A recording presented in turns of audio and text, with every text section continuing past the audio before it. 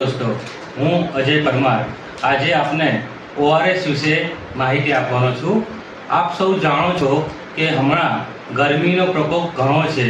लगभग 55 सेल्सियस सुधी गरमी वधी शके तेवी शक्यता छे।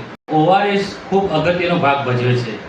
ओआरएस पीवाथी तमारा शरीरने डिहाइड्रेशन तमे बचावी शको छो। तो हूँ तमने ओआरएस कई रीते बनावुं तेनुं मिश्रण कई रीते तैयार करूँ ते विशेनुं हूँ तमने प्रेक्टिकल बतावीश अने जे तमने घणो उपयोगी थशे। ओआरएस बनाववा माटे आपणे सौथी पहेला 1 लीटर चोख्खुं पाणी जरूर पड़शे। 1 लीटर पाणी एटले लगभग 200 ml नो 5 ग्लास। आवुं चोख्खुं पाणी आपणे एक तपेलीमां लईशुं।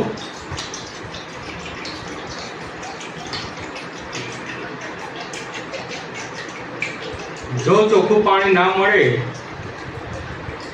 तो तमे 1 लीटर पाणी ने बरोबर गरम करीने ठंडू पाडीने त्याने भी तमे वापरी शको छो।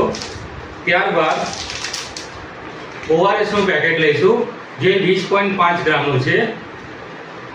त्याने आपणे कट करीशुं। त्याने आपणे आ तपेलीमां जे 1 लीटर पाणी छे तेमां उमेरीशुं।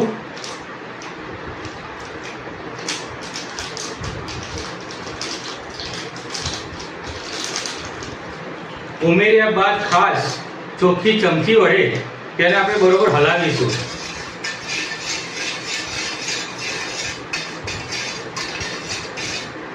बरोबर हलाव्या बाद ज्यारे मिश्रण पूरेपूरुं अंदर घोल तैयार थई जाए त्यारे आपणे तेने पी शकीए छीए। पण याद रहे दर 24 कलाके नवुं मिश्रण तैयार करवुं अने ते पाणी पीवुं। बनी शके तेटલું आ पाणी पीवाथी આપણા શરીરને આપણે ડિહાઇડ્રેશન બચાવી શકીએ છીએ।